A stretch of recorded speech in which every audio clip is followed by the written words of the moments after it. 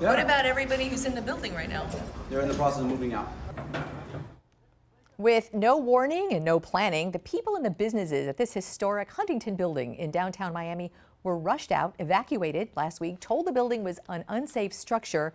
Turns out the building is solid and standing, though is closed for what the fire marshals label as unsafe for what has been explained as some unpermitted construction and materials crowding one of the exit stairwells. Why does this rise to a level of discussion today? Well, because there are questions about this and other sudden inspections, questionable indefinite evacuations, and decisions that leave residents and businesses wondering who the city is protecting. Manolo Reyes is the Miami commissioner who met with and answered to tenants of the building late this week and here to answer some more. Manny Reyes, great to have you on the program. Well, thank you for having me in, Glenna. So I want to, of course, so I want to start with, the Miami Fire Department, the firefighters out there last week, they were doing what they know as best life safety practices. That is not in dispute whatsoever. But what we want to focus on is the Huntington Building, but level this up to a bigger picture discussion because the tenants there are wondering why all of a sudden were they targeted for an inspection when they hadn't been in so long and the building is actually very workable. Can you answer that for them? Well, yes. Of course, I spoke with the fire marshal and I asked him why he was there. And the answer is very clear. Whenever you have a business in the city of Miami, you need a CU and you need a BTR. That's a business license in order to operate.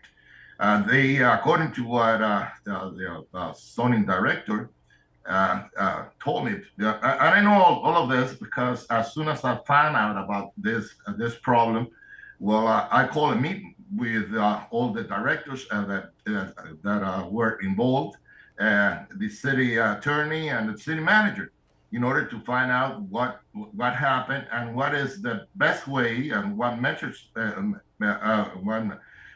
they have to use in order and measures to expedite the process and get those businesses back in and acting. Back in business again.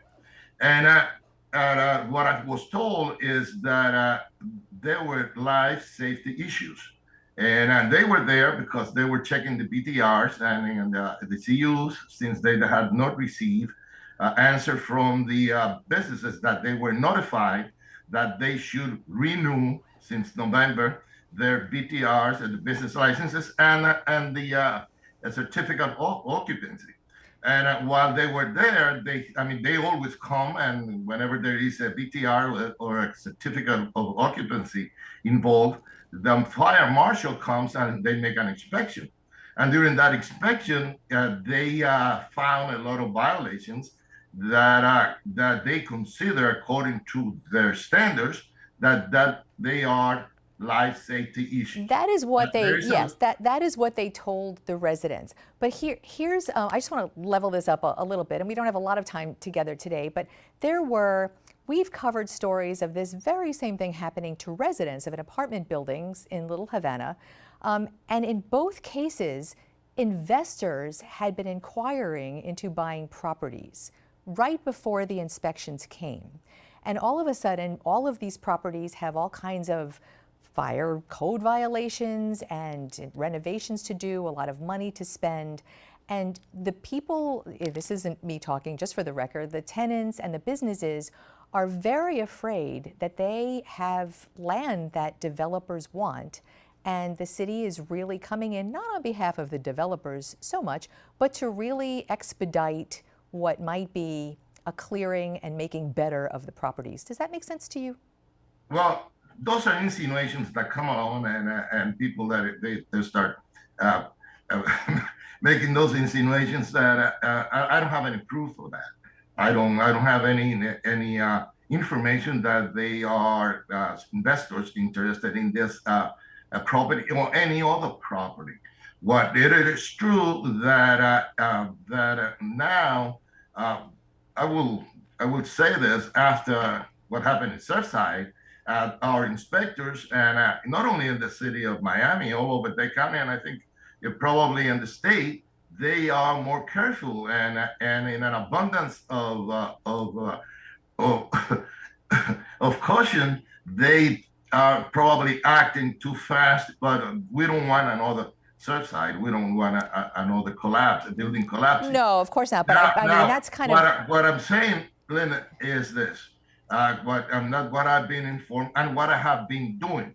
What I've been doing is I've been trying to work in a system or develop a system that will accelerate the process. To that effect, what I proposed last Friday in a meeting with the business owners in downtown Miami was that downtown development authority and the city of Miami, we will work in partnership, opening an office at street level in Flagler Street, so all the businesses that they have been cited, they could come real fast and get the CUs and the BTRs, as well as those buildings that they need to get permits for repair. Those permits should be accelerated. And I'm going to bring that to the whole city of Miami. As a matter of fact, I have established already that system in two of my parks, on Corgate and West End. Those two parks, they are located on 32nd Avenue and 16th Street and 60th Avenue and 3rd Street. Every second Tuesday and second Thursday, we have personnel and we have officials from the city of Miami that will help every single homeowner navigate through the mess of the process of obtaining a permit. We are going to do that in downtown Miami and all over the city, so we have a real speedy process to cure all those violations that have been cited for. Is this new legislation that you're proposing?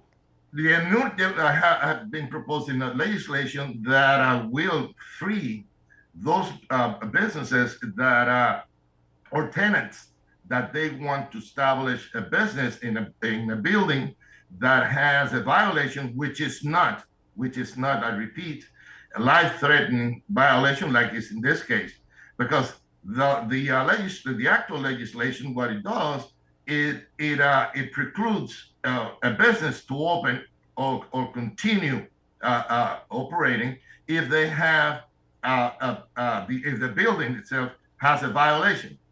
Now, what my legislation, what it's going to do, you can have